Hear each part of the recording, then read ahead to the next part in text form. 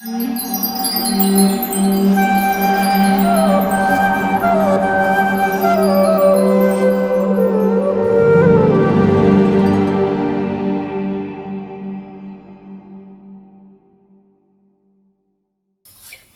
everybody, my name is Bhakta Mike. I'm sitting here at the Govardhan Eco Village in India with Haley and Chaitanya Charan Prabhu. Today we're going to speak a little bit about the Bhagavad Gita. Really quick, I am here doing an advanced yoga teacher training with my teacher Raghunath and as well as Haley. I'm from upstate New York in the United States, and graciously I've been asked by the ISKCON Desire Tree to help present this information for you to view. Haley, would you like to introduce yourself? I'm Haley. I'm from Australia and here also on the Super Soul Yoga Teacher Training in Govardhan Eco Village, having both a wonderful stay and a wonderful learning experience. And here as well to serve and to hear the views of the other people that have been in association with Govardhan Eco Village. Also, graciously, Chaitanya Charan Prabhu has graced us with his presence and has so happily engaged us in service to help him conduct this interview and speak on the Bhagavad Gita. Would you like to briefly introduce yourself? Thank you, Mike and Haley. Happy to be here. So I am Chaitanya Charan, and I've been a monk for the last 20 years, and I've also been studying the Bhagavad Gita and trying to share its message. So the last 5 years, I have especially focused on the Gita. I've been writing every day a small 300-word article on the Gita on my website Gita Daily, and I feel that the Bhagavad Gita is a book which contains universal wisdom that can benefit everyone. And my attempt is I see my life's primary contribution as making the wisdom of Bhagavad Gita accessible, relevant and appealing in today's world. So accordingly, I'll try to we'll have a discussion on the Bhagavad Gita today. I'm really glad that you put it that way, because I know for myself, and I'm sure a lot of other listeners, the Bhagavad Gita is such a poetic, such a spiritually moving and inspiring piece of literature, but I feel that a lot of people sometimes struggle understanding what it's about and what it's saying. So I'm glad that you've graced us with your presence and that you have taken the time to really cultivate and make this knowledge presentable to everybody. We do have a few burning questions we would love to ask you, and hopefully you can shed some insight and help us to understand more this very ancient philosophy. So I suppose let's start at the beginning with a simple question of what is the Bhagavad Gita, and in making it accessible to people, I suppose, where does it fit within Vedic literature, and what is the Bhagavad Gita in your words? The Bhagavad Gita is a Sanskrit book.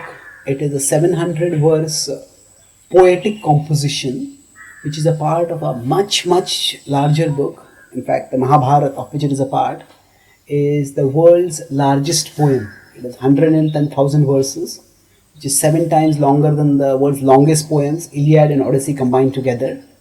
So within that, the Bhagavad Gita comes in the 7th section of the Mahabharata, and it has 18 chapters, and essentially it is a conversation between Krishna, who is God descended to the human form, descended to this world in a human form, and Arjuna, who is the preeminent archer and warrior at that time. And among all the various sacred books in this world, few have as riveting a context as the Bhagavad Gita. So the Bhagavad Gita is spoken just before the climactic war in the Mahabharata. So the Mahabharata has a group of good people and a group of evil people, and there's a war between the good and evil. And the speciality of the Mahabharata is that the lines of black and white are not clear cut. There are a lot of shades of grey in between, and these shades of grey are what confuse Arjuna, and he loses his nerve, thinks, how can I fight this war? And then, at that time, when he is confused about his duty, he turns to Krishna and asks him, what should I do? And in response to his question, the Bhagavad Gita is spoken. And the Bhagavad Gita raises broad questions of, we could, identity, mentality and destiny. Who am I? What is the right attitude I need to cultivate? And what is it that I am ultimately meant to achieve? So, the Bhagavad Gita addresses these questions, and through addressing these questions, by covering a wide gamut of topics, it comes to a conclusion. And that conclusion enables Arjuna to regain his morale. And while speaking this message about identity, mentality and destiny, the Bhagavad Gita talks about how love permeates all of life. How there is an all-attractive Supreme Being who loves us. And when we live in the light of His love, then our whole life gets transformed. So the Bhagavad Gita is a testimony to the transformational power of love, where it can transform a person from being demoralized and disheartened to becoming confident and energized. Thank you very much. Very well said. And I suppose while you're talking there, some of the things that struck a chord with me is both listening to, that huge area of grey that is obviously spoken to within the Gita, but also that we all deal with within life. Speaking of, our mentality, what was the word that you used? Identity, mentality, our destiny. Identity, our mentality, and our destiny. And I think these are questions that all of us struggle with in human life. As life as spirit souls in a human body on earth. And you also did start to touch on the essential message of the Bhagavad Gita being, the love being all encompassing, and that being the path towards transformation. Are there any other essential messages that you wanted to bring out, or key messages that you wanted to bring out to within the Bhagavad Gita that might entice people to either look into it deeper or even pick it up for the first time?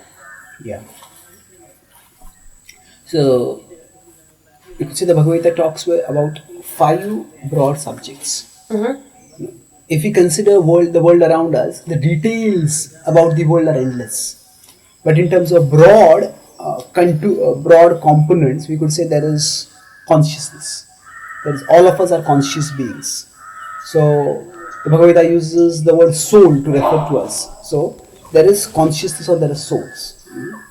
Then, there is the supreme consciousness. We call the absolute truth, God, source, whatever the word be used. That is the second. So there is consciousness, there is supreme consciousness. And then there is nature. There is the world around us, which comprises of a variety of natural objects. This is the third thing in reality. So in Sanskrit, there is an alliterative way of referring to this. There is Jagat, which is nature or universe. There is Jiva, which is the soul.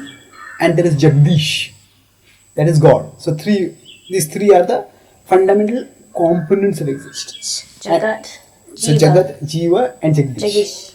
So nature, consciousness and supreme consciousness. And now in the interaction, this is what, if you have in science, you can have physics and chemistry. Physics broadly talks about the structure, chemistry talks about the interactions. So these three we could say are they comprise the physics. This is what is comprised of. And the interactions, the movement is done by 2 factors. There is Kala and there is Karma. Kala is time. Time changes things. And time, the difference between Kala and Karma, Kala is something which changes things involuntarily. Now, we are small, we grow young, we go middle age, we grow old. This Kala is constantly changing things, even without our choice, without our intention. And that is one agent of change. The other agent of change is karma. Karma is volitional. We do certain activities based on our choices, our actions. So the whole purpose of the Bhagavad Gita, in one sense, is by understanding these 5 things, Jeev, Jagat, Jeev, Jagdish, Kal and Karma. All of us are doing karma, but what is the karma that we should do by which we can bring out our best, by which we can attain the best results in life? That is what the Bhagavad Gita is guiding us towards. Fantastic. Could you talk a little bit more about the word karma is used in so many different ways and shapes, particularly in the West and forms and understood in different ways. Could you talk to that point just a little bit more in terms of how it applies within the Bhagavad Gita? Yeah. So the word karma actually has 4 distinct meanings. One is it can refer to action. The kind of action that I am choosing to do. So, okay, I will do the karma of a software engineer. It means I'm doing the work, profession, vocation of a software engineer. So it's the actions that we do. The other more common way in which the word karma is used is for referring to the reactions that we get. So for example, if somebody meets with an accident, it's my karma. That means that is the reaction I am getting to the action which I have done. The third way, karma also refers to the system of action-reaction. Like we may say the law of karma. The law of karma is a justice that nobody can escape. You may escape human forms of justice, but the cosmic form of justice, that is infallible. So the system of action-reaction correlation, that is also called as karma. And quite often the word karma is used also in this sense. The Bhagavad Gita also uses the word karma in a 4th sense as a particular kind of action. Sure. So karma means good karma.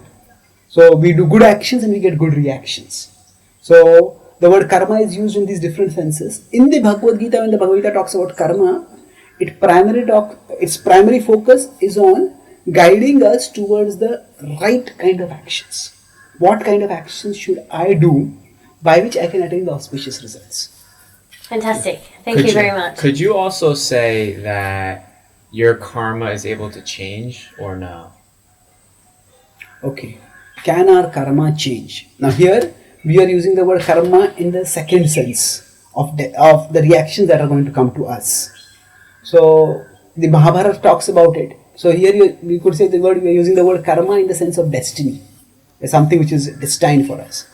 So the Mahabharata puts it very beautifully. It says destiny determines the consequences of our actions, not our actions themselves. If a student is studying for an exam, whether the student succeeds in that exam or not, that is determined by the destiny. But whether the student studies or not, that is not determined by destiny. So the another example, we are sitting in a natural setting, we could use the example of agriculture. So in agriculture, there are 3 components that are required for success. First is that the farmer has to plow the field and sow the seeds. We could say that is the karma, that is the duty of the farmer. The karma is what the farmer does. Then there is destiny. The rains have to come at the right time in the right quantity. And then after that, kala, time has to pass. Harvest will not come immediately. So when there is then there is action plus destiny plus time, and that leads to result. So now when we say can our karma change, what you are asking basically is, can the destiny change? If you are talking about destiny, whether rains are going to come or not, that we can't change. But by making choices in the best possible way, we can shape our future. So if rains come also, if I have not sown the seeds, I am not going to get any crops. So what is in our hands is that we can always make right choices. In that sense, our karma is in our hands, definitely. Just not the outcome. The outcome is not always in our hands. Thanks for the explanation. Yeah. I suppose, and leading on from that, in the Bhagavad Gita, as you explained, there is the conversation going on between the Supreme God, or Krishna, and Arjuna. And he's talking about Arjuna's destiny, or trying to assist Arjuna to understand what that is. Given that this conversation is being held on a battlefield, and Arjuna's ultimate destiny is to fight that battle, some people might understand that or interpret that to to an act of violence. Can you explain for anyone who's interested or has a questioning around that essence within the Bhagavad Gita? Yeah. Does it suggest violence? Yes, definitely. It's a very resonating question today, especially because we see so much violence going on in the name of religion. Mm-hmm. Now, I would like to offer three elements of food for thought for this. First is, although the Bhagavad Gita is spoken in a battlefield, and it is spoken to a disheartened warrior who resumes war after hearing the Bhagavad Gita, if we look at the thrust of the Gita, Arjuna himself does not ask Krishna, should I fight or should I not fight? Yes. When he surrenders to Krishna, the specific question that he asks is, Pruchhami tvam dharma sammudha chetaha. Pruchhami, I am asking you, what is dharma? So dharma, the word again dharma has many meanings, but dharma basically refers to the action or the duty that harmonizes us with the natural order of the world. Mm-hmm. There is a natural order in the world, and we can act in a way by which we are either harmonious with it or we're disharmonious with it. Mm-hmm. So dharma is that action which harmonizes us with the world's natural order. And Arjuna's question is, what is dharma? And his question is very universal. Yes. And if we look at Krishna's answer, there is, out of the 700 verses in the Gita, the reference to the war itself is barely in 10-15 verses. Less than 15 verses definitely. So the conversation takes off from the context of the war, and it rises to universal questions about what is the right choice of action. And more importantly, what is the basis for deciding our actions. And at the end, so in terms of content, there is very little reference to the war. In fact, quite the opposite, there are at least 3 to 4 verses where Krishna glorifies ahimsa. Ahimsa is non-violence. Krishna says ahimsa is a laudable quality which should be cultivated by dharmic people. Mm-hmm. So, definitely the Bhagavad Gita is not a license for war. Secondly, if you look at the end of the Bhagavad Gita, at the end of the Bhagavad Gita, Arjuna doesn't say, I will fight. His conclusion is, Karishye vachanam tava. In 18.73 he says, I will do your will. It means it is more, and there's a famous declaration in the Bible where Jesus says, O Father, let thy will be done, not mine. That is considered the expression of surrender. Mm-hmm. So a loving surrender to God. Arjuna is taking that same theme of surrender, we could say one step forward. He says, not just let thy will be done, but I will do your will. So Arjuna's conclusion is that the human will should harmonize with the divine will. Now, in that particular context, that harmonization might mean fighting a war. But the essential conclusion that Arjuna internalizes is not that he has to fight the war. What he internalizes is that I have to harmonize with the divine. Uh-huh. So that's the essential message of the Gita. And so I talked about the content, then I talked about the conclusion, the practical, what Arjuna's understanding was, I have to harmonize with the divine. And then we can look at how the Gita has been lived by people for millennia.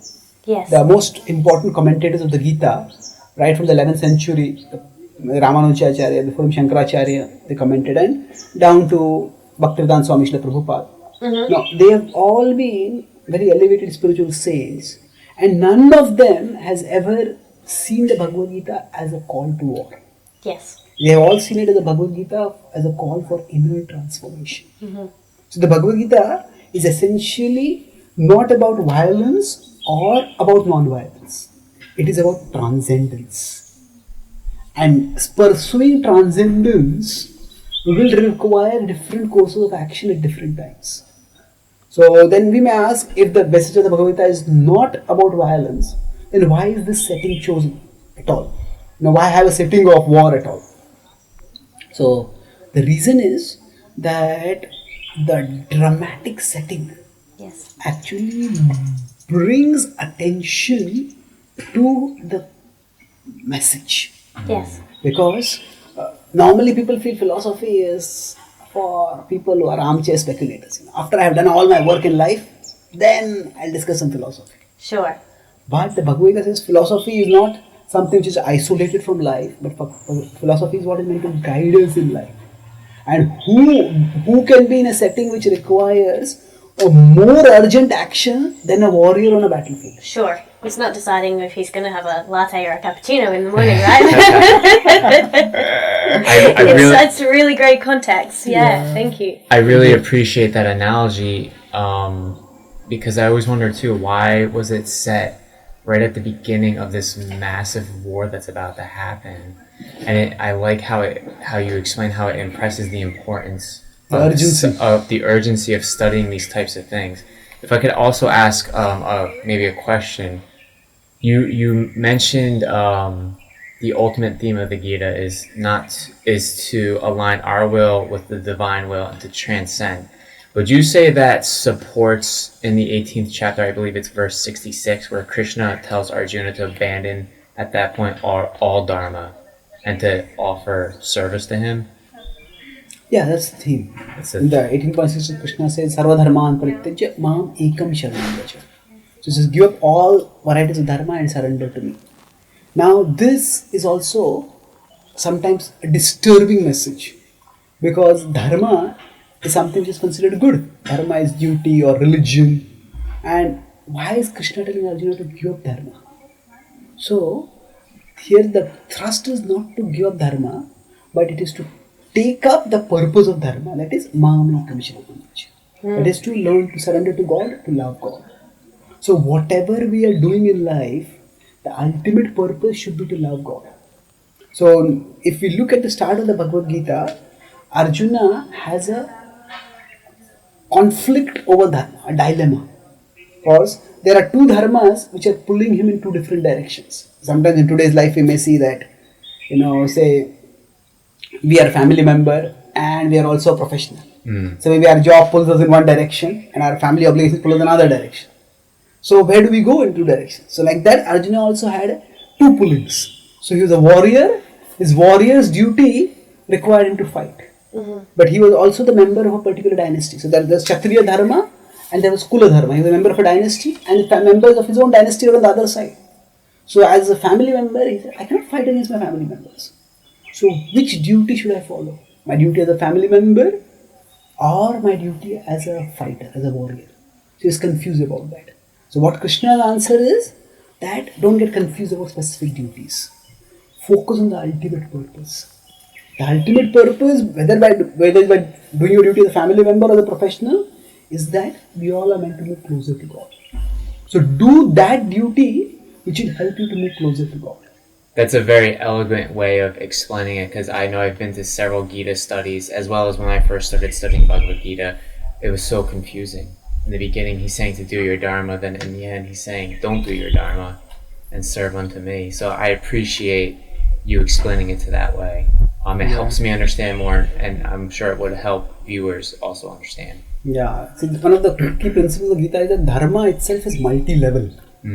So what is good at one level may not be good at another level. Say, a parent has two children, and both of them have come with their results today. So one of them is a mediocre student who just gets 40% marks and barely passes. The other is a student who gets 80% marks and is among the top. And both of them have come today with 60% marks. And for the person who has come from 40 to 60, the parent may say, bravo, well done. And the second person will say, what have you done? Say, both of us got 60%. Why are you praising him and criticizing me? No, for that person. So what is good for one may not be good for the other. So dharma is at multiple levels. And when Krishna is telling Arjuna to give up dharma, he's talking, now even the duty as a family member is good. Duty as a professional is good. But the duty to God is the most important. So Krishna is talking about rising from one level of duty to another level of duty. So give up the lower levels of dharma so that one can embrace the highest level of dharma. That is the Gita's essential message. Fantastic. Thank you so much. I do have one final question, which I know it has been a theme throughout the entire interview, but the relevance to, I suppose, modern day society, and we've absolutely covered it off here. And to speak for myself and possibly every other student that I'm training with at the moment, we all battle with questions about identity, we all battle with questions about our mentality, and of course we all battle with questions about our identity. Is there any final words that you wanted to say in terms of how someone might approach the Bhagavad Gita or continue to use it in their practice, and continue to include it and for their own personal development or self-development in modern day life? Yeah. I could say is that the Bhagavad Gita is a very life-affirming book. Mm-hmm. It tells us that God is to be attained not by rejecting the world, but by living in the world and contributing our best in this world. So we could say that the Bhagavad Gita says, Swakarmana tamabhyarcha, worship the divine through your work. So not that work itself is worship, but work can be made into worship when our heart is devoted to God. So there are two aspects to our life. One is the aspect where we directly practice devotional activities. We meditate, we pray, we worship, we study scripture, and by that we connect our heart with God. Mm-hmm. And then once we have connected our heart with God, then we connect our life in a mood of service to God. So what we are, the Bhagavad Gita, we can paraphrase the Bhagavad Gita's message in a way. What we are is Krishna's gift to us. What we become is our gift to Krishna. Mm-hmm. So whatever we have, whatever talents we have, we see them as God's gift. We develop them to the fullest, and we make positive contributions in this world while also moving closer to Krishna. I like how that was flipped. Thank you very, very much for your time. Thank you. Chaitanya Nice talking Charan. with you. It's an absolute pleasure to have you here, and you really are making the messages accessible. Is there a place that someone can go for more information, whether that be web-based or if they have themselves a Gita and are consistently questioning and wanting further information? Is there a reference point that you offer to students? Yeah, I have a website called gitadaily.com. Mm-hmm. So where you can subscribe, and daily a small 300-word article on the Bhagavad Gita will come. Yeah. So the idea is that the Bhagavad Gita is a big book, it's difficult to read and get through. So 300 words means just in 3 minutes one can read a small article. Every article is based on a particular verse of the Gita. I try to make the Gita, as I said, accessible, relevant and appealing Fantastic. to today's audience. And you've done that today. Thank you very much. Thank It's a pleasure. you. Pleasure talking to you. Thank you.